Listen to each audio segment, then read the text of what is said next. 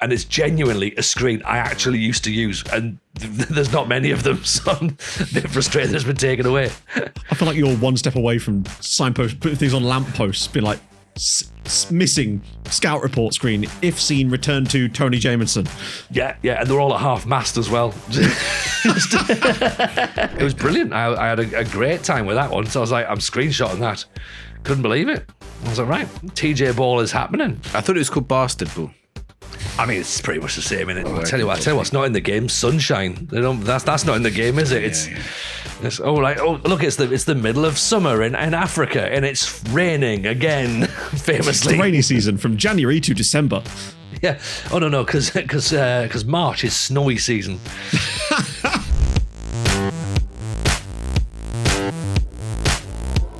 Hello everyone and welcome to another episode of the FM Show. I am of course your host Tony Jameson, joined this evening by the one and only SecondYellowCard and the returning hero of last week's show. He wasn't here, he was on a mysterious stag do that we speculated on Patreon.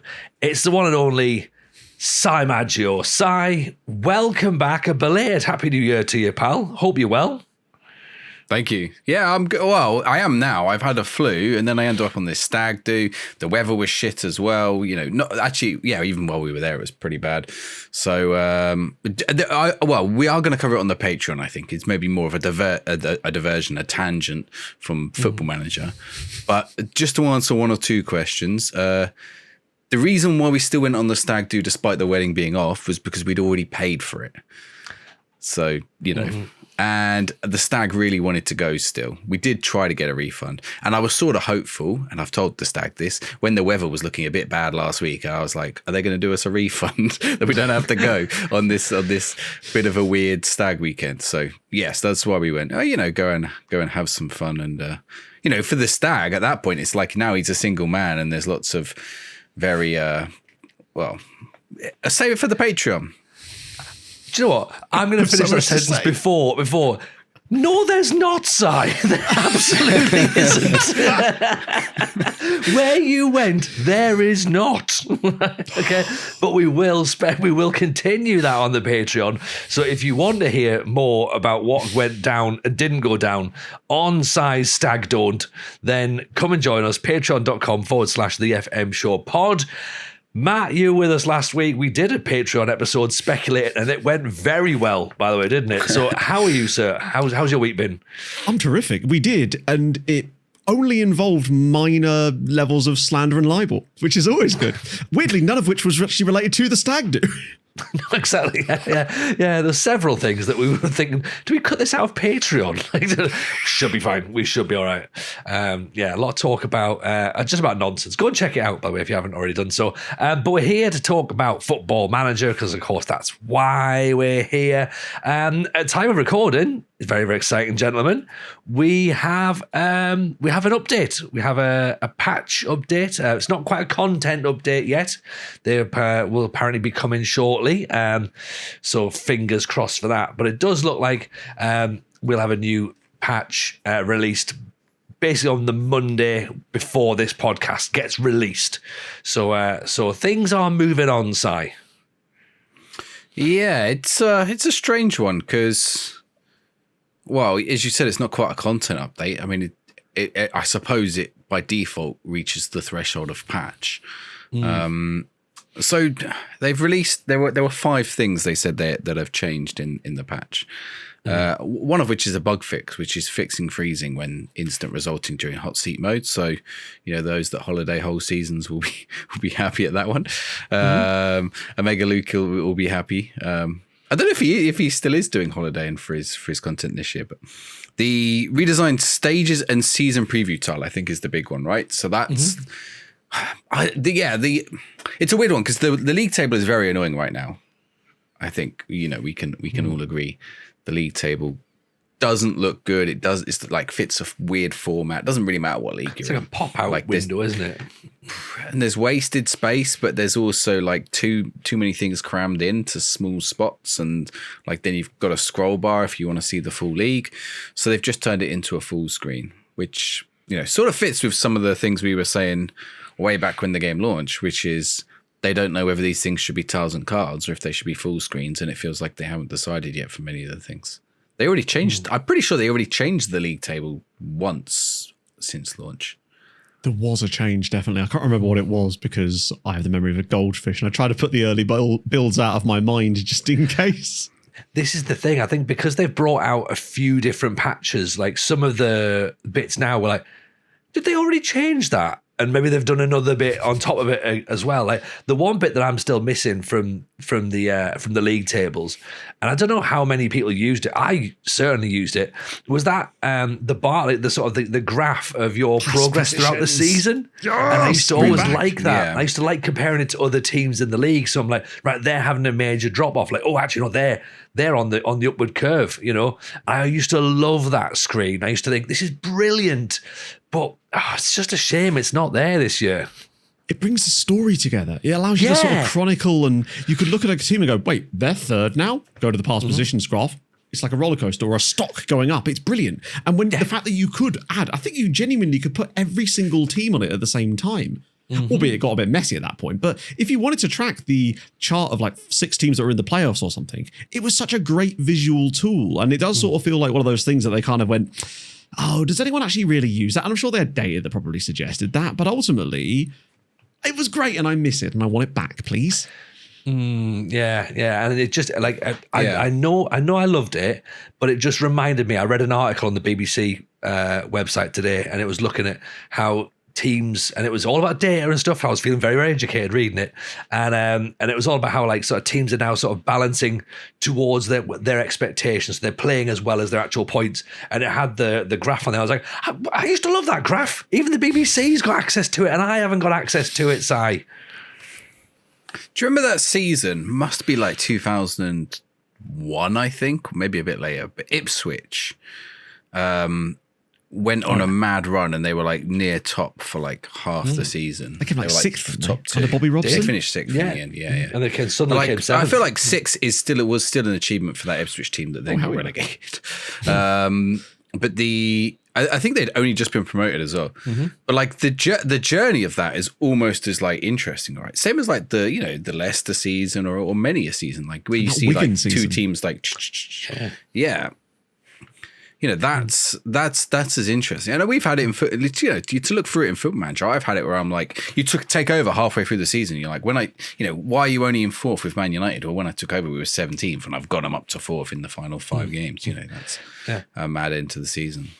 I used to find it quite useful when you'd have sort of members of the chat going, oh, here it comes, TJ Bottle Job. And I'm like, no, because look, this season, I've actually never been top. So it's not a bottle job. Right? Whereas now, they just go, it's bottle job in it. And I'm like, yeah, you're probably right, actually. Yeah, I've got nothing to sort of like The receipts use have as been evidence. taken away from you. Exactly. I've just just tapped and left. That's all I've done now. Not even put an email in to get an e-receipt. Good Lord. Oh God, I hate that. By the way, Me like too. I know this is tangent. Welcome to the FM Tangent Show. But when someone goes, "Do you want a paper receipt or an email?" Neither. Thank you very much. You don't need my email address for things in newsagents. And the worst thing is, I was in like a clothes shop the other day and she was like, would you like a receipt? And I said, no, it's all good. And then she assumed that by saying that, I meant I want an email receipt now. I'm like, no, I should just stress. I meant receipt as a concept is dead to me in this moment. I do not need like a secondary version of this, but thank you for continuing this conversation longer than it needed to. It was so awkward. Yeah, I'm going to take my chances that this is going to work. And if it doesn't, then I'm going to be stuck with it and it's my own fault because I don't I've need tried the another shirt email. on Thank you already. very much. I'm not going to gain 50 pounds overnight. And that's on me. Exactly. So there's that. So there's no now receipts for sort of how you're performing in the league. The other thing that's in the patch update side is that beautiful thing, various bug fixes. So good. So they're going to be sorted. Yeah, that's there was various bug fixes which Stability fixes is always time. a good one as well. That gets thrown out there, doesn't it? It's more stable. There's that. I don't know if you remember that there was an old meme of like a robot, like a horse robot that was like rocking side to side, but it always like you could kick it and it would always self-right itself. And people used to joke about PlayStation because PlayStation always used to have an update. It just said stability. People were like, "Oh, what's in this update? Stability," and that was it. There were some other bits. So further navigation enhancements. This pretty doesn't tell us too much. Just says including additional drop down options in the main and secondary nav bars. Which I wonder what those will be. Like, what drop downs are we going to get that we don't really? Do people use the drop downs? I'm curious as well. I don't think people do. Oh, I do. You do? Yeah, I find that I can't really. I still am trapped in an FM24 type brain, so I still don't have the bookmarks set up in a way that, because most of them don't go to places I want to go. So I've got a couple that do, but then for everything else, there's MasterCard. No, there's like a little. There's maybe like, I don't know, 15 places that I want to go in FM a lot of the time and I regularly use. And I feel like maybe a third of them have bookmarks that take me directly there, whereas the rest of them don't. So therefore I kind of have no choice but to use the drop downs and stuff. And it would be not, as always with these things, it's a question of the vagueness to it. Like, which things have now been added to these drop downs? Are they things that we're actually going to use regularly, or are they more things that are just sort of there, I guess? Yeah, I'm still concerned and curious. Concerned is the wrong word. Curious is the word I need to be. Is why do we have the drop-down menu? Because everything goes across the top anyway. That's in that menu. So like you can click the drop-down and get it in a small menu, or you can just read the big words that are just like put. That's everything that's in that menu. I still find it odd that we have that information twice. And I'm a bit like you, Matt. Like, I use about 15 screens max, I reckon, in game, and probably not even 15 if I'm being brutally honest. So I don't know where some stuff is, and partly that's why I don't go clicking and go looking for it. And there's partly the thing going, I don't really want to know where it is. Like, I've looked at stuff, and here's something I couldn't find actually. Maybe you might know the answer for this one. Where are scout reports? Right now, not scout reports as in like recruitment focused scout reports, but do you remember in FM24 when you could click on a scout and you could check all the reports of players that they have personally scouted? Doesn't exist on FM26. So it's not the scouting assignment priority screen? I don't think so. Because that I do know how to get to, because it's under recruitment focuses for some reason. Yeah. Oh, I've never looked for that screen. I know exactly what screen you're thinking of, because I never used to use that in 24 either, really. But yeah. Because for me, it's been black holed. For me, I thought it was a sneaky little scout screen in 24, because often there'd be players on there that wouldn't show up under your recruitment. So like not the recruitment focus, but you'd have like the cards and lists of like recruitment, of what used to be classed as recruitment focus, then the database, then the shortlist. So you wouldn't always have those players in there. But if you clicked on the scout themselves, they'd have some extra players that you've never seen in there that they've scouted and given like good ratings to or really bad ratings to. And I used to love going in there and go like, oh, I wonder who else we've got that I don't know about that they've seen. But yeah, no chance of finding it at the minute. I've tried, I've looked, I've had the chat looking at it. We can't find it. And I don't know why it's not there. I feel like the data must still be there. I'm trying to see if I can see it.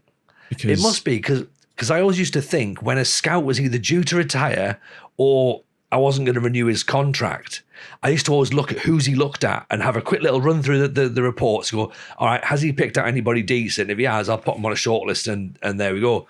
And then I came to try and see it in my game, and I was like, there doesn't seem to be a screen, which might suggest why I'm getting rid of these scouts. Maybe they don't have reports, but they've not done the homework. Yeah, dog ate it. Does it tell you who the scout is? Oh, last scouted by Bradley Wall. Oh, hang on. I might have found it. Have you? Maybe not. Because I used to go into staff. But not sure I can't even talk you how it. I got staff, then I got a scout, and I click on the scout themselves, or the head of youth development, or the director of football, the person specific, and then there'd be a little tab that said scout reports. If you do find it, you might be the first person to see this screen in 26. It could be a big moment. Yeah, actually, if anyone has found it, please, and you've got please leave a comment below as to where it might be, because I'm convinced it's not there, and it's genuinely a screen I actually used to use, and there's not many of them, so I'm a bit frustrated that it's been taken away. I feel like you're one step away from signposts, putting things on lampposts, being like, missing scout report screen. If seen, return to Tony Jameson. Yeah, and they're all at half mast as well. Done by people that just love their football club a bit too much.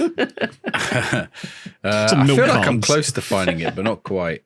So I feel like that is the FM26 experience in a nutshell, isn't it? Yeah, I'm close to finding it, but not quite.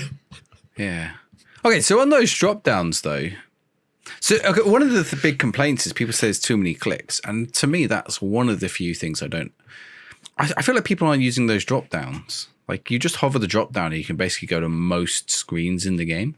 Because you have to know where it is, I guess. But I just find that the problem is I still use the drop downs all the time, but I think there's almost so much stuff on them that I forget what stuff. I think sometimes where it's placed is a little bit illogical. You look for one thing and you think, well, surely that's in there. Like, for example, contracts. It's under recruitment, but I'm like, if I've got contracts, they've already been recruited. They're in my squad, presumably, so they'd be on the squad page. No. True. Sir, you're being silly. That's under recruitment, of course. We're transfer history. Which is, that is under recruitment too. And I guess that kind of makes sense. But there isn't it's a under bookmark club, for that one. isn't it? It's not under transfer club. history is under. It's not. It's under recruitment. I think it's right next to transfer window on mine anyway. It might even be on both. I think. Is that transfer history or transfer activity? Because that's two separate screens. But they're both transfer next to each other. history is the one where you can say these are the players you've signed and sold. I think that's still under all the recruitment. Seasons. It's all It might be just on both. Yeah, I think it is on both. Look in here. So yeah, Of course it is. this game's been out 3 months and we still don't know where things are. This is great. There's a full screen called fixture schedule. Oh, that's weird. There's a full screen called fixture schedule, but there is also a tile called fixture schedule. For when you want to see a little bit less of your fixtures. Yeah, but the tile one, so the full screen one is your fixtures. The tile one, which comes under match day, which you would think would be your fixtures, is the competition one. You'd think it'd be the other way around, wouldn't you? But it's not. Yes. So yeah. I don't know why you get that tile there. Yeah, so that's another update. I don't know what the update's going to add. Do you reckon there's been a few meetings going, they will understand this, right? Won't they? They will understand this, right? Like fixture schedule means like, your schedule, and then fixtures, that means somebody else's. Yeah, but why would you put I don't know. So also improve functionality of customizing, rearranging column placement. That just reminds us all it's an Excel simulator. Well, and tweaks the amount of money spent by aging. Sorry, Tony. That would be useful because the last time I did, and I think I mentioned this on the podcast a few weeks ago, the last time I did a custom view of my squad, I may have removed player names and you can't get them back. So what? Player name is not an option for a custom screen. If you lose it, you lose it. You have to delete that screen and start again. And you're just like, no. No, I've just got rid of player nameless. Doing an anonymized run. You're all peons to me. I don't care of your names. Yeah, I've just got to look at them and just go, I'm going to base this based on contract. So you're earning £300. Are you the goalkeeper possibly? I'll call you 18-year-old striker. Yeah, I was just like, surely name must be something to search by. Nah, not at all. But the moment you change it, does it not then become a custom view and not a regular view? Yeah, so I had to delete it because once I did it and I deleted the name by accident, I've still got no idea why I deleted it or how. I thought, that'll be easy. I'll just go back to insert column and then, this is what I want to find. This is the data I want. Now, the player name must be there somewhere. Player name is not an option. Okay. Do you remember on the old games, there was a big panel you could pop out and it would actually have all the different views in there and you could just click insert as a big list of them. I think you could even search it. Yeah. Oh, halcyon days. Yeah. So I stopped with that. So that's a thing. I had loads of I had stats and stuff and I had like contract one and everything. I was like, this is great. And then after I realized I did that, I was like, I'm not going to use this because I think I broke it. But in terms of, here's an update actually from when we spoke about last week. You know how I was saying that Darlington was a bit like up, down, and a bit more down than anything really. Bastard Ball appears to be working. So we're now there was one, because I couldn't quite understand how it wasn't properly working. I was saying we were sort of like, we were losing, but we were losing by like the odd goal. And it was like, right, there's something in the tactic. And I was talking on stream, and Llama was in the chat, and he was sort of like saying, look, think about this, take a step back. Like, what is it you've got, that's wrong. And we spoke on last week's episode about the box-to-box midfielder being the most nonsensical role in game. So I looked at my centre-backs and I thought, right, I've got a centre-back on a covering centre-back and a stopping centre-back out of possession. So I was like, I don't really know if I want that or not. So I took the stopper off, and then I changed him from a no-nonsense centre-back to just a normal centre-back. So I had 2 standard centre-backs. And then I stopped my defensive mid dropping as well. And then I changed my play style. It's still it's more control possession than counter-attack now, but still like a mid to low block. And then I have counter-attack as my transition. And all of a sudden we just look class now. Really, really good. Winning games, looking solid. There's one, and let me quickly jump on there. I even took a screenshot of it and posted it in my Discord chat. I was amazed at this, right? 61% possession for TJ, 43 shots, Jesus. 18 of which were on target, an XG of 3.2, and we know that's impressive. An Opta, whatever Opta means, of 12.61. I don't know if that's good or bad, but Optas. Opposition passes per defensive action. Yeah, that. I had 12 of those. Despite I think you want low on that. You want a small number. I got lower than the opposition, so that must be good. 12 is pretty low. Okay, good. They had 28.47.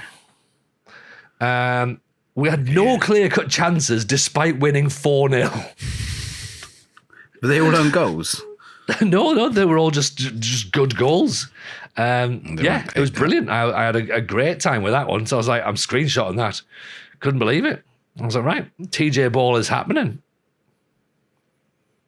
I thought it was called Bastard Ball. I mean, it's pretty much the same, innit, to be honest, Ray. Got to brand it. Tripped yourself in that one. Yeah. Bastard Ball is happening. I mean, until, of course, I stream tomorrow and it all, goes to shit. But don't tweak it. I know what you're like, Tony. You're going to start tweaking it. I'm going to try not to. And all that happened, actually, here's something else that happened. My star midfielder got injured. And I had to sell me 2 young kids to who weren't playing, actually. I hope you mean in game and not your actual kids. I had to sell my children. That was like, right. Sell your kids. You can start beating Berry. Tough times on the FM show pod. Please sign up to Patreon. So he can afford someone's Tactics Patreon. He's decided to sell his kids. Yeah. It's going to be an interesting Patreon episode next week. Where's TJ's children? My star player got injured, and I had 2 young talented players. One's a Portuguese lad who has gone to Casapia. Managed to sell him for 250 or 300 grand or something. So I was like, 3 grand. That's it. Yes. It's the equivalent of 300 grand. And then another one of the players who is just the angriest man that's ever lived. He went to Stockport. So he's not quite had as glorious. Nice. Yeah, exactly. Yeah. So he's also left before his contract ran out. And all the players weren't happy about that. And they came to see me and they were like, "Oh, TJ, what's happening here with this lad that you don't really play? How come he's gone?" And I went, "He just has, lads." And they were like, "Well, that's not good enough." And I was like, "I've got to go. Bye now." I have a meeting somewhere else. That is one of the more annoying interaction bugs that interaction processes that have been introduced, I feel like, in 26 is you've just sold a youth player I've never heard of, and I am now very annoyed about that, and I've rallied the troops to come be annoyed in your office for an extended period of time. What are you going to do about it? I'm just like, nothing, because you don't know his first name, you don't know his surname, and he's gone to buy him for £10 million and he's not played a single minute. We've had that happen about 3 times. At least it doesn't happen with loanees anymore, but it is still a little bit irritating. It's like, what do they know? Yeah, what are you angry about? We don't know. When are we angry? Now. I am finding some of the conversations annoying, the team meetings, because sometimes I don't have the option of the answer that I want to give. Yeah, that's the thing. So there's one where it's like that when you're not playing a player and the rest of them to come there, you say play him or lose him, and you can either threaten those players. I don't want to do that. Like or you can say, all right, I'll play him, or you can like sort of dismiss them and not really answer their concern. But actually, the answer I wanted to give was, I lose him. He's not going to get the game time, right? Yeah, sure, he can go. I've already told him he can leave, and he was okay. He said, "Oh, well, no, that's fine. I don't have to leave." But I'm like, well, you're not going to get the game time here. Like, why is this not a viable option for me to just tell you can leave? It's like a choose your own adventure where you're in a difficult situation, but it's not catastrophic. You get to that page, and then every option is, which type of weapon would you like to shoot them with? And I'm like, why can't I just run away? Where is the running option, please? Where's the pussy option? Why can't I run? I mean, where's the pussy option is a different very different type of literature. Right. I've not been playing first team football. Would you like some pussy? Would that it was that or shoot him. So is that what goes under other on the club finances? I feel it's very much like a choose your own adventure where the page has been ripped out. Going like that option. Oh, there should be more. There should be more. Look, we don't have to talk about the options that Kurt Zuma took. Yeah. Do not kick your domestic animals. It's a tough one, isn't it? PG. I also find as well. About PG. I also find as well is that when you have players threatening you, going like, "Oh, how are you, TJ? Like, you said you were going to play me and you're not. What's going on now?" And then, as you said, Si, I'm like, "Well, you might as well leave then." They're all like, "I don't want to leave, even though I'm on the transfer list. I don't want to go." And you're like, "Right, okay, cool. It's your time you're wasting." I've actually found this the best reply for players you're not playing. Just say, "All right, I'll sell you then." They back down so quick. Mm-hmm. And that's it. It's sorted. Yeah. The only one I can't work out is the contract one when they want more money. There's a fun little one. Ridiculous amount of money. There's a few little things you could do with that. I love that screen because if they're a team leader or a highly influential player, you can usually whack them with the but you're so influential, aren't you great? And if they've got the right personality, they'll sometimes say it. But the best one is if you've already convinced a more team leader type of player to drop their contract demands, you go. For example, one of my team leaders, Jakub Krzyżanowski, this happens to me all the time, and it stays in like the context window for about 3 months. So anytime another player, particularly who's younger in the hierarchy, comes to you and says, "I want a new contract," you can literally go, "Well, Jakub Krzyżanowski came to me and he was happy to stay." And their response quite literally is something along the lines of, "Well, I hadn't considered that. I want to be more like Jakub Krzyżanowski." And it's like, is it that easy? Just wave a hand in front of them. Oh, so I need to find the big dog and convince them, and then so from there on big down, dog, it's easy. Win him back round, and then everybody's on your side. It's brilliant. It's like getting in prison and beating up the big guy first day. Yeah. I was about to say model citizen, but prison also works. It's all the opposite, really, isn't it? Yeah, a little bit. Yeah. I mean, if someone's AI has like an eye tattoo, just like, yep, that's the. It's got a teardrop. It's just trying to find, like, they've still got 4 years left on their contract. They're on a wage that's too low, probably, because they're on like 15 grand. But then they come say, "I want 60 grand." And I'm like, well, we can meet in the middle here, maybe. I can up you to 24 to 25. Or no, actually, it's the playing someone's. They're like, "No, I want to be an important player." I'm like, but you're not. Like, you're not an important player. You're a rotation option still. You're playing some options. You're playing quite a few games, but you're not like the linchpin of the team. I'm like, I can't just make it. I mean, that's a bad thing, making every player important players, and then you're just stuck with unhappy players about playing time. It's like, okay, how do I balance? But there's also, and this is maybe a lower league thing, is I've found that goalkeepers particularly either want to be star players or backup. And there's a chance that you could have your starting and your backup goalkeeper are all backups technically. None of them want to be first team goalkeepers. They're just like, "I'm happy being the backup. I don't want to play every single week. I've got another job." After you, sir. Yeah, certainly. Just got really polite goalkeepers holding all the doors open for each other and refusing to enter the building. Just like, but there's like the Spider-Man meme, but with doors open. You have to get like a revolving door just so the goalkeepers can get into the training ground. Yeah. Oh God, it's that's the joys of non-league football, I'm afraid, isn't it? Mm-hmm. I had a Well, you won't recruit- have experienced the final update then, Tony. Tweaks the amount of money spent on aging players by Premier League / high profile clubs. I won't have noticed that. No, I won't have noticed that. They did tweak the bit about players with high rep going to championship clubs, didn't they? They did tweak that. Is that right? Yeah. I think so. Yeah. Because did that not ruin it your hasn't save? affected Because you me. got like Not really. Neymar and Dembele. Well, I'm not far off. I've got who's Andre Santos, the Chelsea midfielder. I've got a player who was really good. It was a little wonder kid in FM24. Turns out he's not so much of a wonder kid in FM26, which is Hendrick? what's his name? Noah Darwich. Noah Darwich, yeah. who's also at Barcelona. Sorry, who is at Barcelona? Also at Barcelona. Hendricks at Real Madrid. Actually, he's not. He's moved, hasn't he? He's moved to He's at Lyon, right? isn't he? Leon. Yeah. I think he scored yesterday. Noah Darwich isn't quite the player, so I've loaned him out again. But I've got some strange players that definitely shouldn't be at Portsmouth. Although we're top of the championship, so maybe. But yeah, I got them way too cheap. We'll see. So, would you like a save update? Makes sense now we're here. Okay. I mean, the fact that I shouldn't still be playing my Portsmouth save, partially my own fault, and partially I am still waiting for let's say a bigger update to the game. It just feels like if I start the save today and then they make a big update next week, it's like that problem, isn't it? It's the eternal problem. So eventually I will start a different save, but I am now in the 5th season with Portsmouth, and as you alluded to, I am still in the championship. And last time we covered it, I had lost the playoffs twice in a row. I'm proud to announce I've now lost the playoffs 3 times in a row.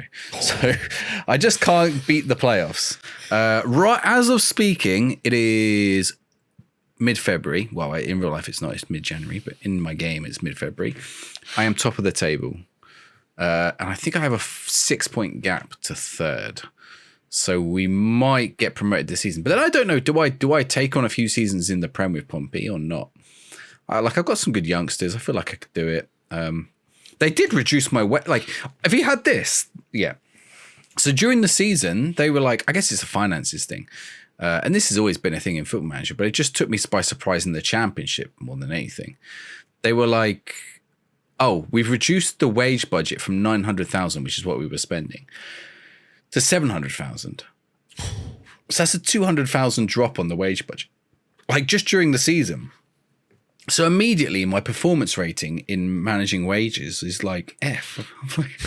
Yeah, which is a required part of my job. And it's well, thanks guys. I didn't have any say in it.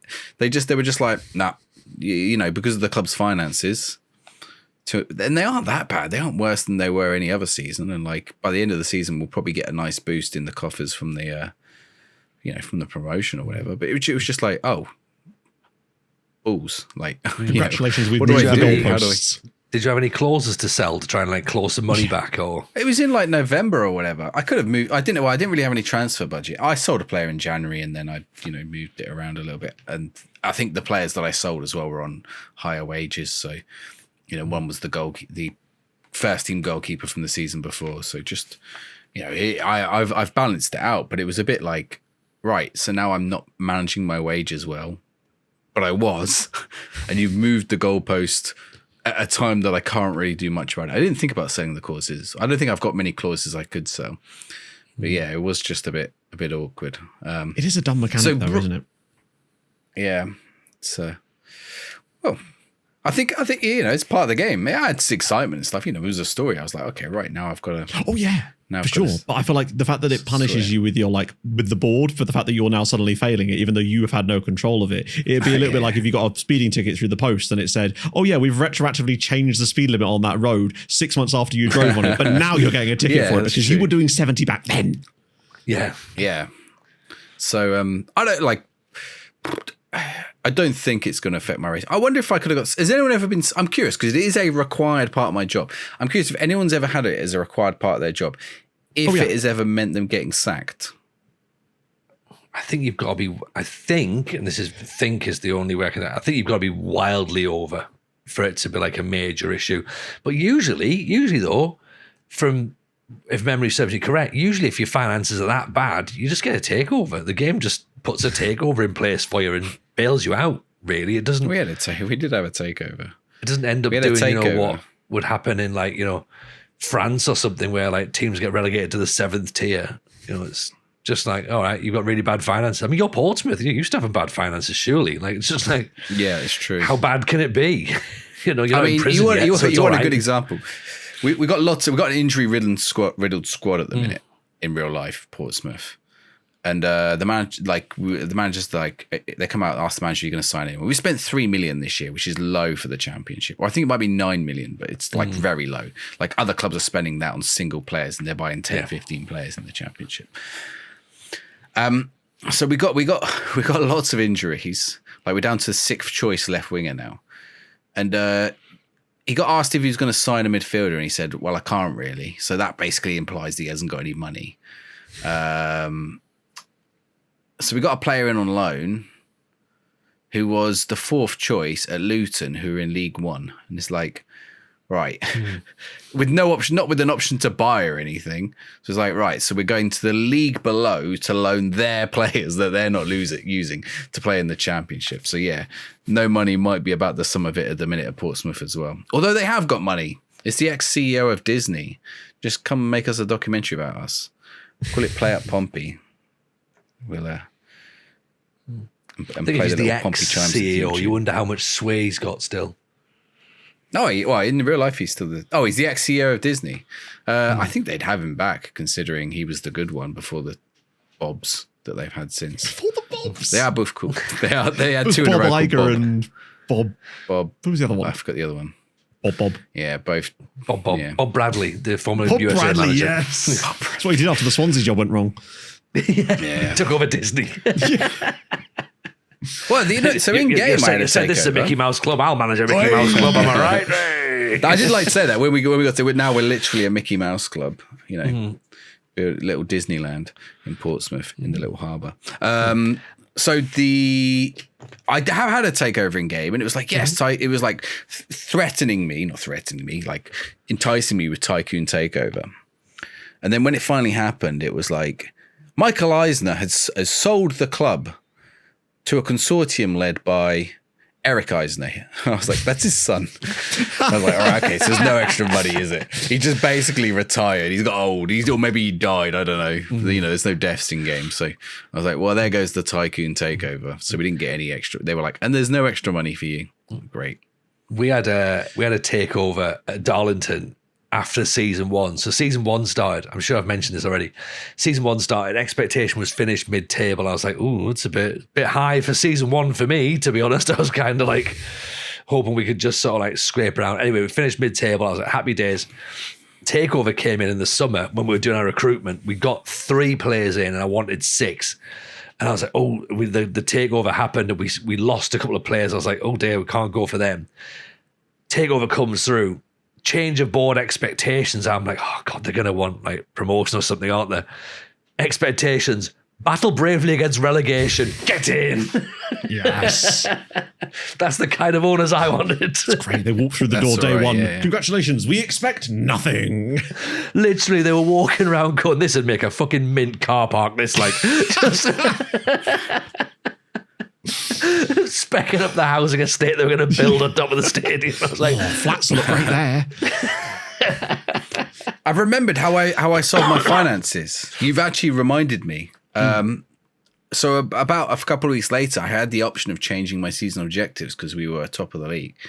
So I changed my season objective to the higher one. And it it changed my wage. I mean, I don't know why that makes a difference because the finances are still fucked. It hasn't like increased the amount of money in the bank account. But apparently by me saying, yeah, we'll probably get promoted, then they're like, okay, 800,000 is fine. Or 850,000. So that's how I solved most of the wage problem, by changing the expectation. I guess maybe I'll get sacked now if I don't make it though. When you're losing the playoff final for the 4th year in a row. Oh no, it was automatic promotion I have to get, so... Oh, yeah. Maybe this will be the end playoffs. of the win the playoff final, they still sack you. Like, you didn't fulfill your objectives. Yeah. That's true. Yeah, second. I think you get like a B or something if you do that. I don't think. Imagine if you did. I think there's no way. I think it's probably got some kind of stop thing that will prevent that from happening. But it would be extremely funny. I think it has happened in real life, hasn't it? Maybe. I'm pretty sure someone it's usually got not for that reason, though, sacked. is it? It's usually they don't trust them. I have a deja vu feeling that we've we asked if someone got relegated and promoted again without getting sacked. We did, yeah. It feels like Daniel Farke would be the sort of manager who, like, you're expected to win the league and then wins the playoffs. Yeah. I swear that happened with someone. I think it may have been Norwich City when they got promoted for the playoffs and then they changed manager. Watford, possibly. Was it a Watford manager? Did Watford ever do it? There's a strong chance it was Watford. Like in between seasons. I mean, it's not far off what happened with Forest, for example. Yeah. None of us have been sacked yet this year, have we? No, closest I came was Nadir signing. Yeah. Closest I came was the beta and realised it was a bug, and I was like, I'm not saying this to anybody. It's because they haven't put sackings in the game yet. They haven't reintroduced it. Yeah. Can you imagine? 6 months in, no one's realised that sackings aren't in the game yet. They're just not working. I tell you what's not in the game: sunshine. That's not in the game, is it? It's look, it's the middle of summer in Africa and it's raining again, famously. It's the rainy season from January to December. Yeah. Oh no, because March is snowy season. Yeah, the snow looks nice, but it doesn't half take a pounding on the computer. It's like, all right, we're obviously entering a snow match because the graphics fans are wearing up. Computer's hovering above the desk. Yeah, that's it. Must be the playoffs. Yeah. And I have got a good computer before anyone's like, well, get a better computer. I mean, especially in this environment, I don't know if you've seen computer prices recently. I don't mind that before the prices went up. Everyone's been making AI, just in time, AI videos, haven't they? That's the thing. So this is actually AI podcast right now, viewers that you're listening to. We're not actually real. None of us. It's been a big ruse. Third yellow card. You joke. My browser is being a bit glitchy, and like every now and again I get a little glitch, and Matt will move from like back in his chair, and then it'll be like forward again. And I'm thinking, wait a minute, like am I entered like some Matrix version? I did, because I was like, did they pre-record and I'm just chatting to two AI versions? I move in of mysterious ways. It'd be funny if Matt and Tony had just switched using AI and just confused me for this whole pod. This is the kind of thing they planned. He's on a stag do. So let's do that. To be fair, we were going to go to Butlins and record the podcast, so that was going to be FM Con. You should have. You could have had half of The Wanted. Go on, The Calling. Can you pipe down a minute? We're just doing our so hard for that. Doing our podcast. So yes, I don't know when to start my main save. Actually, I've got 3 saves because I've got to do Braga, right? Which will be, our But you did say you'd started that in a sense. Yes, just before. Did I mention it? Did I talk about it before we started recording? You mentioned it before we started recording, yes. So, okay, right. So listeners, we've covered it. So I started the save, but I wanted to record it for YouTube. But I started it before I went away on the stag do about a week ago, and then I got flu, and then I went on the stag do, and then I came back from the stag do and I had a shave. And I was like, because my beard was like down here last week. So I was like, maybe not, I don't know how far. So it was longer. It made my face, it changed my face shape. For audio listeners, I was like hovering somewhere in my upper chest, not down by my balls. So that would be a long, that would be balls impressive. Up his chest. Just plaiting it in. Yeah. So I had a shave and I thought, well, I've only recorded. I didn't even think I got to the first match. So I was like, this is just going to look ridiculous now if I've just got a beard and then suddenly it's gone. So I'm going to restart that. Yeah. I did make some interesting. You need to do the other way around. You do the other round. Start fairly like sort of nicely shaven, and be like, "Oh hi, welcome to the video. We're gonna get into it." And then the next video is you dishevelled. What the hell happened in the save? Just like, Oh, I should have done that. Thinking back now, especially I was like going through the team. Especially if you're doing like a simulation video and you go on holiday for 5 years, and the next video is you with the best of beards. Just like, that's it now. Wife and kids left. Yeah. That's what my Butlins holiday did to me. Yeah, that's it. Yeah. I feel like that's what those videos are lacking a little bit, like some more context. Going in 5 years, I went bankrupt. I think I said the videos need more red coats. Civil War videos, I guess. No, not Civil War. Red coats and blue coats. Well, not videos back then either. Yeah, the Civil War was fought between the Butlins staff and the Haven Ultras. Is it Butlins? Yeah. Is it Butlins v Haven? It is, isn't it? Haven wear blue. The Ponton casuals just walking walking around. What did the Pontins wear? What colour are Pontins? Oh, they were neutral in the Great War. Anyway, this is right. We're saving this Broad discussion at for the Patreon, end. because I've got questions about buttons and that. So yeah, I'm going to start my Braga save at some point, but then I also want to start like a little journeyman, starting at Llanway in Wales, just because they got cool football shirts. You know, I'm a sucker for a cool football shirt. Also, I wanted to start in the non-league, so I am also going to do a non-league save with. And now this is going to sound like, I guess it does anyway. I was going to do Macclesfield anyway.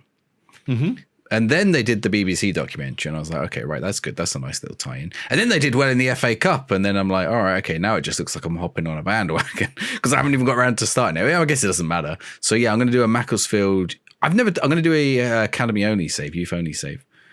I've never done one. I think it could be a challenge. Tough old grind. I tried one last year with Beaconsfield. My God. Because you just at the beck and call of RNG, essentially. Yes. And I feel like someone from my Twitch chat who I know really well, he does one every year, and it will just, particularly if you get a bit of progress, it can then just stall out. Because if you don't get a guy that you need, you're kind of cooked. Particularly if you can't get any cash in, you're bored to sell your players. I've always wanted to do one and get some success with it, but I just don't think I have the patience, which is weird considering the sort of saves I do. But even me, nah. I think that's me as well. Like, I think that buying players is probably the most fun part of Football Manager, isn't it? It's finding a player that no one else has got, and they fix that problem, and they either score loads of goals or they make loads of cool saves, loads of assists. Like, they are the difference maker. Like, and you find that player as a wonder kid, and you sell them off, or they become the greatest player in the world. Doing it with a player from your own academy, of course, is even better. But if you are literally every year getting E-rated academy players coming through, which you will be getting at non-league, like, what do you do? Like, how do you keep that save going on? And I'm one for torture and sadness, but even I'm sat there going, we should just try and buy our way out of this problem, shouldn't we? Like, let's try and find an old Premier League player whose legs have gone and just buy a player for memes and lols, right? Yeah, it's something I've looked at. It's something I've looked at, and I think director of football is something I've looked at as a way forward as well. But I mean, at the minute, I can't really look much further than trying to get a Darlow out of National League North, to be honest. It was my biggest worry with the Bilbao save, not like transfers. Obviously, then you can't not make transfers, but you are limited to Basque region players.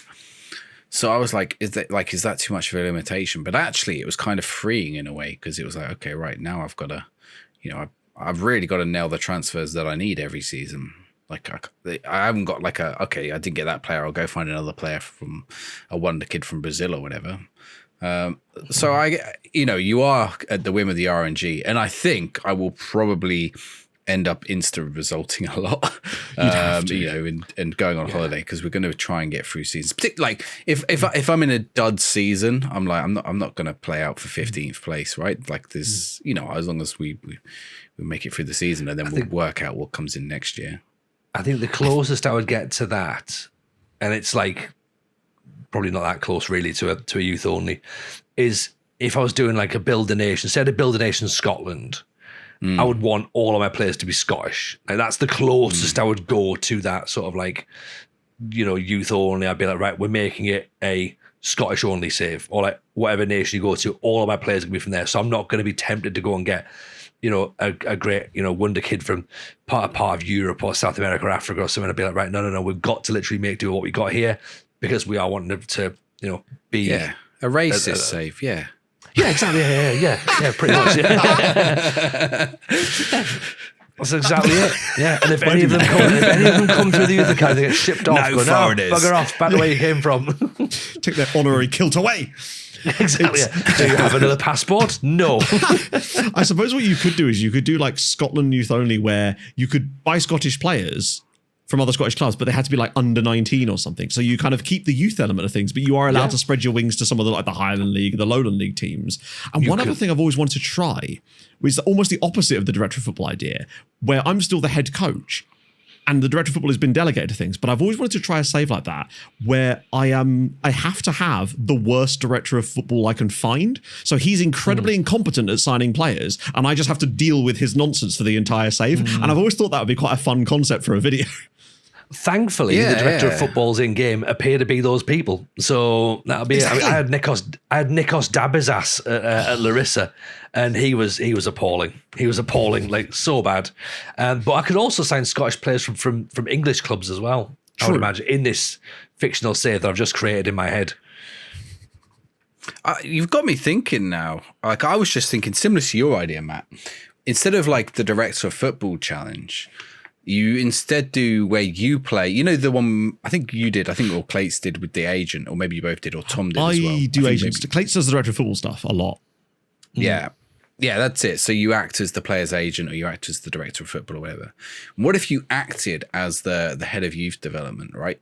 So you're only signing players at 16. Well, maybe 18 because we probably can't sign the 16, right? So you can only sign players at a max age of 18. And then it's up to the club what they do with them after that.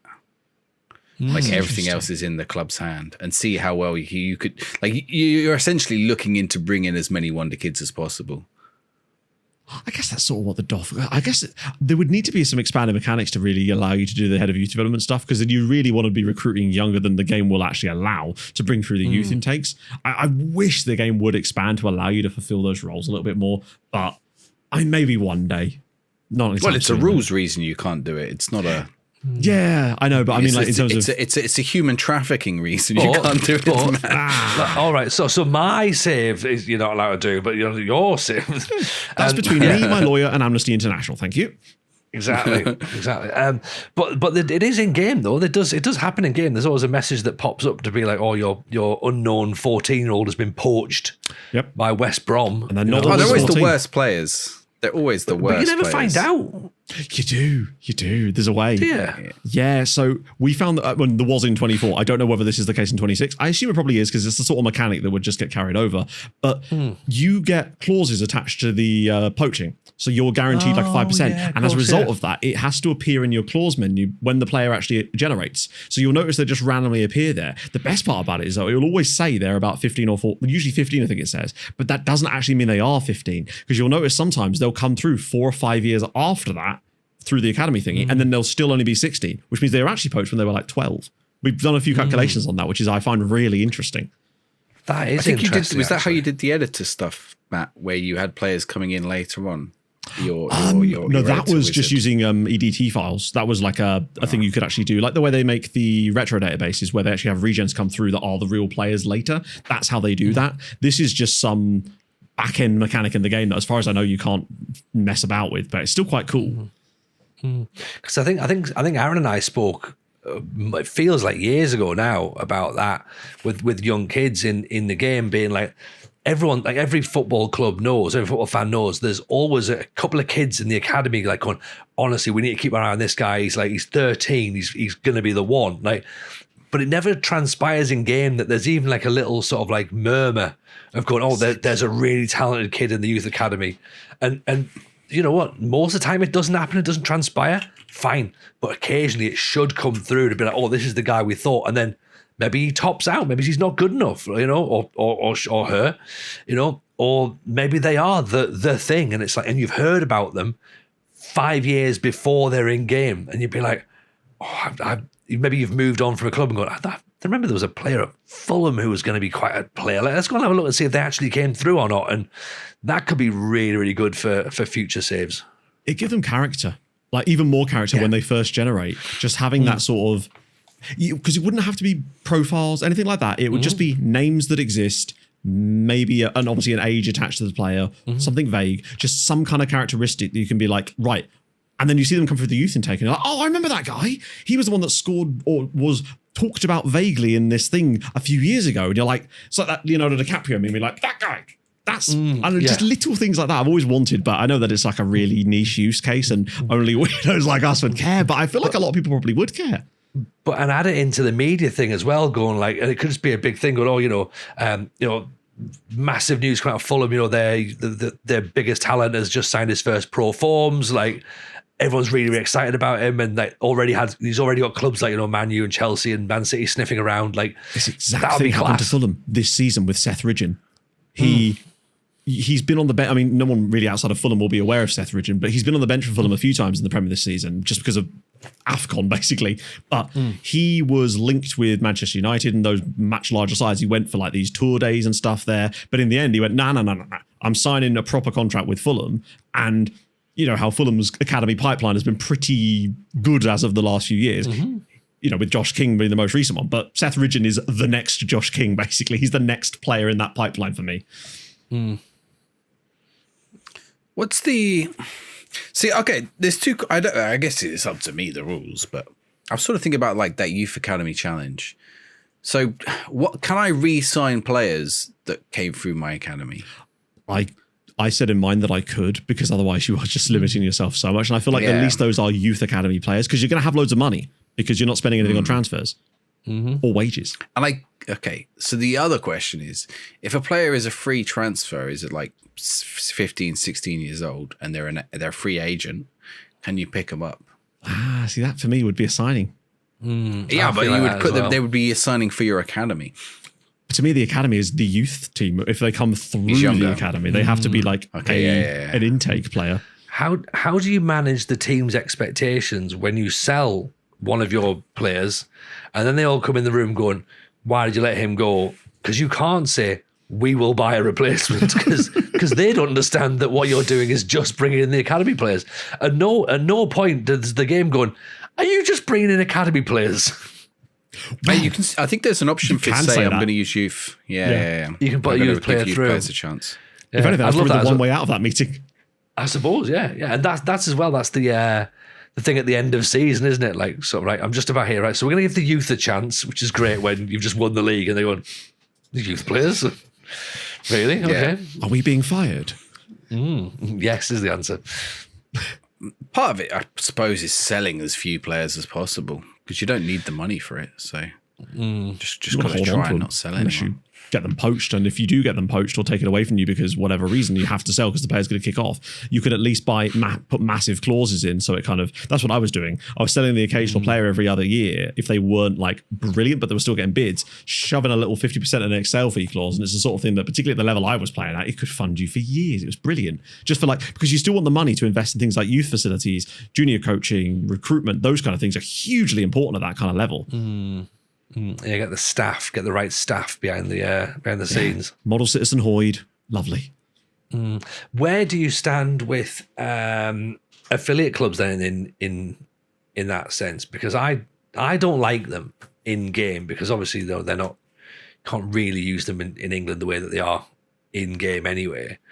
Where do you stand on that? I suppose they probably wouldn't matter. Head of youth development save. Yeah. Academy only loaning them to get players out. Loan them out for sure. Yeah, they almost become crucial. I'm pretty sure it also expands your own network of youth recruitment. But there's different affiliate agreements that do different stuff. So some of them will do that. There's a literal thing you can say, which is like, we're going to expand, like you say, give us a chance to get first dibs on youngsters from this territory or something along those lines. Yeah, that's the one that you really want, because that will give you a chance at getting players from that nationality, at least through your intake. Yeah, they will go into your thing. The Portuguese the data as to whether they're good or bad and where that player's information comes from is a little bit vague. I know that Evidence-Based Football Manager did some experiments about this a few years ago, and I can't remember exactly what his findings were. I can't remember if it was a case of it doesn't matter what your youth rating is because it uses their base country. There's a hugely detailed, and that might have changed anyway, but it's fascinating stuff to look into. But I do forget what his overall conclusion was, but it was like an hour long. So you're saying I need a Brazilian affiliate team for what I've heard, you basically want affiliate team that's from, if you have bad intakes, say you're playing, when I was in Malta, we always tried to get those clubs in major countries with high youth ratings. But if you're playing in a country that already has a high youth rating, then you go for the obscure ones. That's when you want to go Senegal, Ivory Coast, even though they've got quite good ones. All right. Okay. Yeah, because England will have a high rating. You want Generation Foot and Generation Foot, yes. Diambars. So yeah, I've got 3 saves to start. I don't know about you guys. I mean, Tony, you're going to carry on with Darlington, I assume. Yeah, I think so. I wanted to do a journeyman, but then at the same time, I just feel that if I leave, then I've got to go back to season 1, and I don't want to do that. So I'm sort of in Darlington out of spite at this point, which I feel is as good a reason as any to still be at the club, really. And the intention wasn't for it to be a one club save. It might well become a one club save. We might move around depending upon how we feel. I don't know. I'm not under any pressure per se from the board to leave. So in that sense, I guess we just sort of stay where we are. Obviously, I've got the AK save to try and do based on the surprise shirts and the Secret Santa that we did over Christmas. So trying to get some time to get that sorted. I always talk a good game at the start of every game cycle of being like, oh, I'm going to make loads of content and I'm going to have an offline save and I'm going to play this and that. And I've done fuck all, really, to be honest. I've not even done end of season roundups for the Twitch stream that I was doing. I was full of that. I was like, I'll cut down each Twitch streams. I think I lasted 3 episodes. And then I was like, I'll do an end of season wrap up. And now I'm in season 4. So it's going to be a video of me going like, here's the first 5 seasons, folks. Well, you have been busy, and I wasn't on last week's show. So I want to congratulate you for getting Twitch partner. Thank you. And also, Thank you. friend of the show and guest, I think, last week or 2 weeks ago, Llama. So, Llama also got Twitch partner, I think, since last week's show. He did, yes. So for both you and Llama. Congratulations. And anyone else who got it. I don't know who else got it. Maybe someone else got it. I didn't see. Or if you've had a child recently, congratulations to you as well. Everybody Some out there. Minecraft streamer. So yeah, congrats on that. Matt, how about yourself? Have you started Greece yet? Or I guess we're going to do a wrap up of all our saves when we complete them, right? So I guess what I wanted to do with Greece was, because obviously I've just been, with the whole Christmas stuff, getting back into it and just getting back into the flow of things with Wisła. I wanted to try and something. I want to build a dumb tactic with Atromitos called a wall of death, where all of my right-sided and left-sided players switch in and out of possession like a wall of death at a metal concert. And I want to see if I can make that work and not be a complete disaster. So that's my plan for that. And obviously I've still got the Santa Claus save in the Spanish third tier thing going in the background, which is going to be great when I bring that out in March. So the Christmas episode somewhere, right? Yeah, exactly. Yeah. Feliz Navi March. The Easter save by that point. Yeah, I mean, second coming. Feliz de Navidad. Feliz de Navidad. Yeah. Get Easter Island to the World Cup when the World Cup mode comes out. That should be Chile, wouldn't it? Yeah, I don't know, who does Easter Island belong to? I believe it's Chile. I think they're a Chilean territory, maybe. Okay. Do they have a all the Easter Islanders in the comments furiously typing away. I can feel it. Yeah. They'd be good at heading.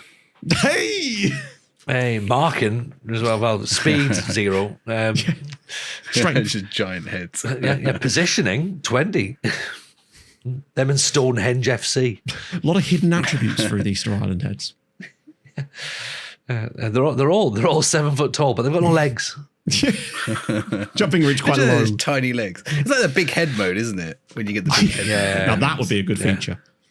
I want big head mode to come back. Like, that was such an old that was game. in FM. I was playing an old game. I played Sven-Goran Eriksson's World Manager, I think it's called. On the PlayStation 2. I miss the days of games having people's names in the title. It's great. Why isn't it Miles Jacobson's Football Manager, damn it? I think we know why. So the trouble with, I actually felt bad because obviously, unfortunately Sven passed last year. Yeah. And I was like, right, okay, I hope they, let's have a go at Sven's game. It was awful. It was a terrible game. Then I just felt bad. I was like, I'm just shitting on this game, which has got Sven's name attached. I suspect he had very little to do with the design of the game. It's very odd. All right, okay. So I thought like it was just a management game, like any other management game. No, it's not. You can only manage the England national team. Oh. Right? It is only international mode. Okay. People calling for international mode in Football Manager. Right? It is only international mode. Now, basically every English player from the Premier League down to League 2 or maybe lower is in the game in 2000. When you load up the game, you've got your squad and David Beckham's in there. But then there's also like M. Richards. And you're like, oh, okay. Mika. And then you're like, wait, Mika Richards is too young, like not old enough to be there. It was like Mark Richards and he plays for like Cheltenham Town. Like, why is he in my squad, right? So you're like, you've got Beckham. I think you had Beckham and like there were 2 players who you probably, I think it was Batty was the other one, right? And like every other player, you have to think, right, who would actually be in a 2000 like England team, and then go find them. And like the attributes are the same, but they're different. So like David Beckham has like 99 for passing. but he has like 5 for vision. Is out of 100. And you're like, well, what does vision like? So vision, so vision means something completely different in the game. I don't know what vision is used for. So, and there's no tooltips or anything. Yeah, exactly. Philosophy. Yeah, he's all right. Does he read Kierkegaard? Maybe that's why Beckham's is so low. He was too busy thinking about what hairstyles. What does he bring to the team? Like, what does he see the future of this team being? So for the first, you're dropped in like July 2000. Bearing in mind the idea is to play the 2002 World Cup, qualify and play in the 2002 World Cup. So you're dropped in July 2000, right? The first 4 months of your save is pressing continue. You can't do anything. You can select you can change your squad, I guess, but like nothing's happening, right? And then you're just pressing continue, and then at some point you have to select your squad. And then you can go into a training match, the first team against the second team, or like you basically split your squad in half. And you get this nice view with like nice passing graphs and everything happening, but only in that match. You never get that again. When you're in a friendly match, you're in a match against like in the actual tournament, you don't get those graphs. You can only see that view and those like handy passing maps and stuff in that match. It's so strange. And then no, it's definitely not pre-rendered. So you can select your team, you can select your squad, you can make a tactic, and then you just press and continue, and then you go into the match and you don't do anything. You can make a couple of subs. You can like tweak your tactic, but you don't really know what they're doing because your players are constantly offside, which doesn't make any sense. Pass backs aren't a thing, so that doesn't matter. You can just pass the ball back. Like it's just nonsensical. So I qualified for the World Cup, and then I think I got knocked out by Senegal or someone. Sven-Goran Eriksson's Football Manager 2002. Don't play it.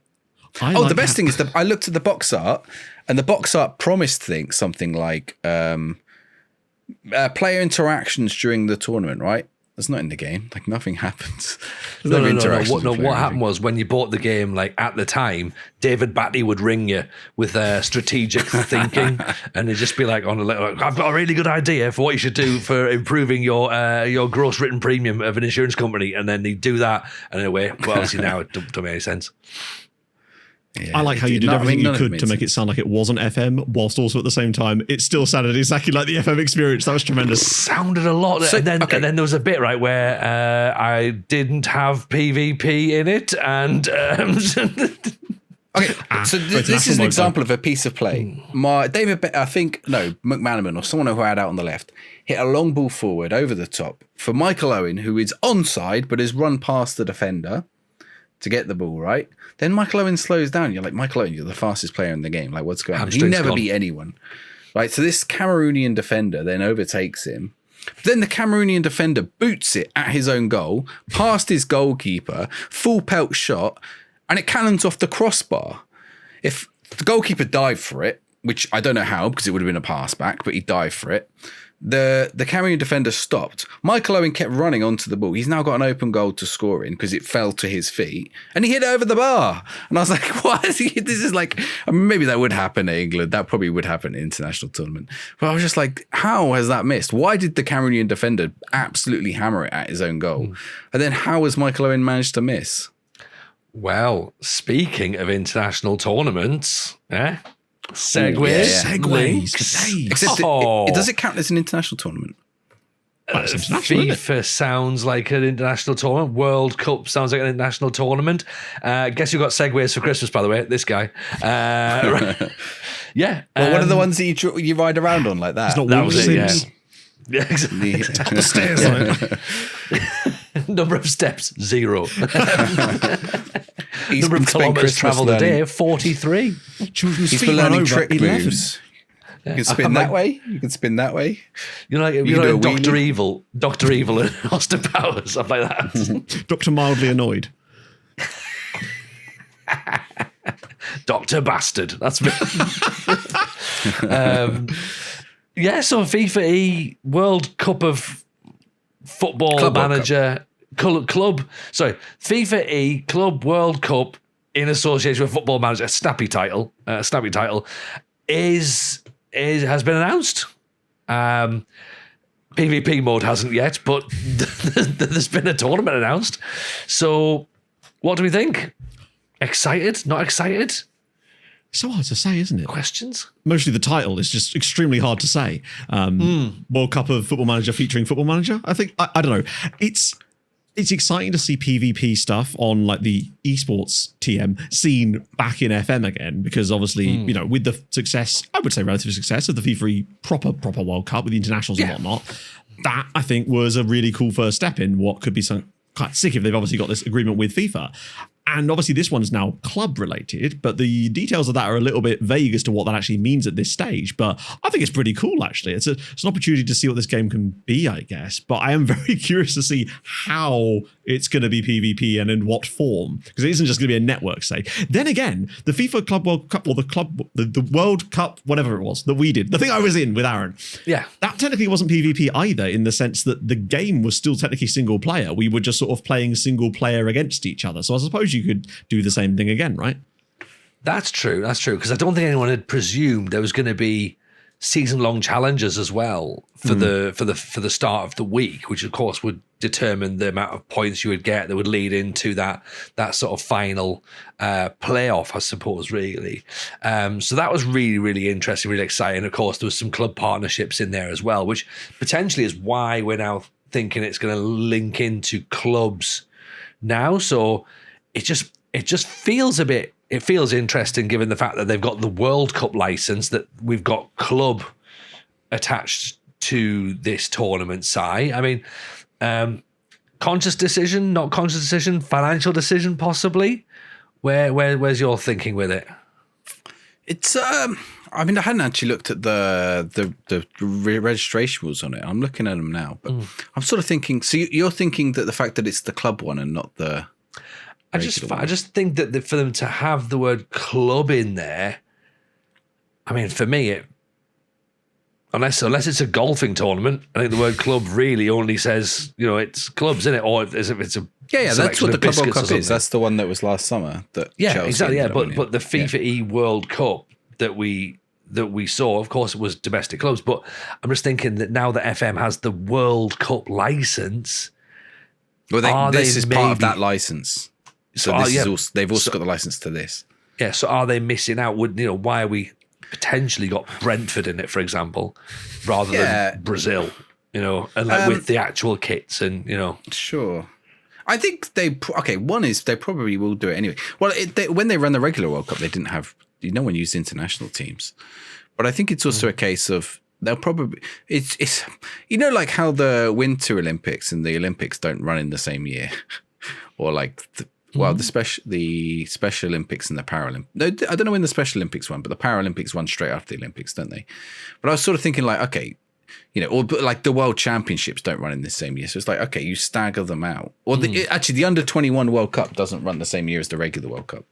Or the Women's World Cup doesn't run the same year as the regular World Cup. So it's like, okay, the Esports World Cup doesn't run the same year as the regular World Cup. That's the way I'm thinking. It's like they don't actually, it's actually maybe confusing to run it in the same year. Like this is its own separate event. It's not trying to bandwagon off the back of the other one. It'll be its own thing. It'll be the esports or the FIFA Club World Cup. That makes sense. Or World Cup. That makes sense. To be honest, I would want to bandwagon on the marketing for the World Cup, maybe, given current geopolitical climate. But I was just looking. It was interesting. So at one point it says registration is open to traditional football clubs. So people can't register, players can't register right now. It's open to traditional football clubs, including both professional and semi-professional organizations. But then lower down it says traditional football clubs, subject to verification and compliance, and no experience is required. Amateur football clubs are welcome to register. So I wonder how this is going to work. Like, I guess any club can submit players. If there are any clubs out there, by the way, I mean, Matt's already representing England, but and so do you. I'm sure some big club will come in and ask for him. England players represent Man United or whatever, and Tony will have someone nice like Sunderland or who did you do your?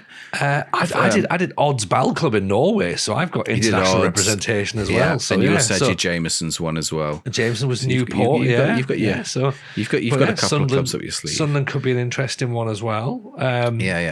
But if any clubs want me, I'll just put it out there. If you've got a good shirt as well, I'll rep your shirt. There's a good chance you've got their shirt, Si. So there is a good chance you don't have to send me a shirt. Here's a question for you, Even Si. if you're amateur level, I've got amateur would you do shirts. it? Yeah, I said on my video today I would do it. I was like, yeah, why not? Like, yeah, do you know what? I don't have to do well, do I? No, I would. Well, it's interesting, it's a funny because thing. Aaron's not here tonight, and I think he's in conversation with Southampton about getting him drunk. Actually, like a lot of Southampton academy players taken from the local area are Portsmouth fans or Portsmouth growing up. Like they always have to ditch their even like Harry Kane was an Arsenal fan, right? Mm-hmm. Like it's some Jamie Carragher this is Everton. me now. Okay, I'm 20 years older than that, but it's like, you know, if Southampton came in and said, "Yeah, we want you to represent us," I'll be like, "All right, do I have to wear the shirt? Can you get me the nice shirt from 3 years ago and not the current one?" You've got a blue shirt. I know that would sound like sacrilege Blue to with a some Portsmouth people. badge on, that would be great. You I'll just Cougar wear on a the back. Pompey shirt underneath. You've got like a shield, the Pompey shirt underneath. But no, I wouldn't do that. I think I would. Do you know? I don't know if I would represent Southampton. I think I would. I think if I didn't have any other options, I would. But if I had any other option, I wouldn't. I think that's the way I would put it. I've just talked myself out of it now. Begging for haven't I? Gosport Borough. Yeah. I will represent Gosport Borough. My mum lives there now, so like, you know, that would be my local team if I visit my mum's house. Si's got his fingers crossed for Al Nasser. Just They'll pay me. I'll take that one. I love Arkadag. They never lose. Anyone. You know. What about you, Matt? Where would you be? Fulham? Oh, and I'd hope so. I just don't know how. I would have no idea. Do I have to call them? Be like, "Oi, can you like apply for this for me?" And they'd be like, "Who are you?" So I guess if all else It fails, is that weird thing, isn't you it? just turn to the local lads. Like, So it does say that esports teams like within these clubs, which makes me like, and obviously some clubs do have esports teams the already, Premier League's but they'd be teams do, like 'cause they have FIFA to. guys, right? So is that for FIFA? Is it like for EAFC or whatever it's called now? Is that? I think as part of their license, they'll they all have have to have esports teams for the like FIFA series that they do, as far as I'm aware. So when you're promoted, you actually have to have one if you don't already, I think. But how seriously they Premier take it, I League don't know. teams. But yeah, it's part of their agreement, yeah. I think, with EA. Okay. And then of course, Well, I mean, various even, like, international sides would have that as well, wouldn't they? Like, Yeah, like, yeah. I don't think out in this is limited Europe. to UK teams. Oh, no, it's not. you know, no. absolutely Europe and America, clearly. Asia as well. I mean, Oh, yeah, the winners were from Indonesia. They love all this. So yeah, just wait till PSS Like if security turn up. systems from Botswana want me to represent them, I'm all in. Botswana Meat Commission, get me in there. Botswana, they don't exist anymore, What unfortunately. about wings. Wanky Colliery? They might do. Oh, the team's in Guam. Get me in there. I want to represent Extra Crispy. Extra crispy. Yeah, there's definitely like some of the Thai teams, they've got some nice football kits. I mean, there'll be lots of players from Thailand who want to take part. Oh, for sure.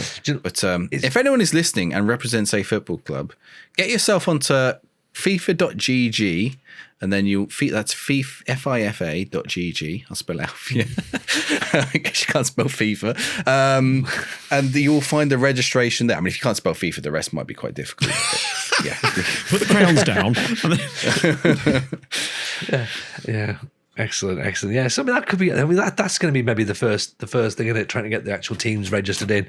I do love that potential for amateur teams though, because that opens up a really wide base. You know, You sort imagine of like teams that take social media content good as well, and like they're sort of they know that. I mean, was it Sutton? Yeah, hashtag. Was it Sutton that did the link Caversham United with FM recently as well? Where they got Sutton did. they got Big Robbo, didn't they? And Tom down, and I think was it Bromley did the thing with Xbox as well with FM. Yep. Was it Bromley? So again, so clubs are starting to take this sort of thing seriously again. Newport with myself and Jameson. So yeah, there is some interesting things, and you know, we've seen creators get linked up with football clubs and turn up to things and that. So yeah, it's gonna be exciting. It's gonna be exciting. I wonder And again, if like the more amateur clubs would. I wonder what the qualification process is going to be and how they're like. Do they want it to be Arsenal and Liverpool and Man United who are in there, or like, you know, if Haverford West qualify and Well, altering them. And well, you've got to think about this as well. Like, that Liverpool, Arsenal, and Man City, they've got to be looking going, well, we want good players in here because we don't want Liverpool, Arsenal, and Man City to finish bottom of the league. You know what I mean? Because you got to think, even in an esports thing, reputation is going to matter, right? Yeah. Because, Matt and Aaron, when they were representing England, England, of course, wanted, them to do well and be in the finals, with Tom and Jack as well. Again, they wanted them to be, further on. They would have hated the idea of them both going out in the first round, for example. That would have been dreadful. That's not what they want. True, though. Because as much as obviously from the outside looking in, it's all very fun and it was a great competition, I think sometimes it's perhaps understated how much England took it seriously. It was not a joke to them. They were like, right, what do you need for this to be a success? To the point where, I don't know if this is not like any. We basically had desktop computers to the hotel we were staying in that Aaron had one in, well, we actually were sharing a room initially, so we actually had a desktop computer in our hotel room that we could practice stuff on. That's how seriously they were taking this tournament, basically. So I suspect that a lot of the big Premier League sides, if they, as you say, want to be represented, they will probably have to try and find some similar way to help those competitors if they do headhunt people or something. But it just depends on how seriously they take it, I suppose. Yeah, definitely. Well, it's very, very exciting, very, very interesting, and hopefully, we will be part of it in some capacity. I mean, God help whoever I get. If that even Darlington, they're going, no, not him.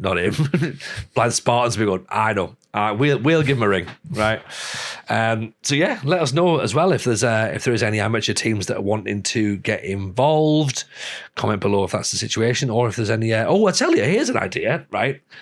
Something else that I had that came into my inbox this week. Let me see if I can pull this email up. Right, we tend not to do correspondence live on stream, but I'm going to do some right now. Right, I got an email from, and apologies if I've butchered your surname, by the way, but it's Wojciech Simovsky. Szczesny.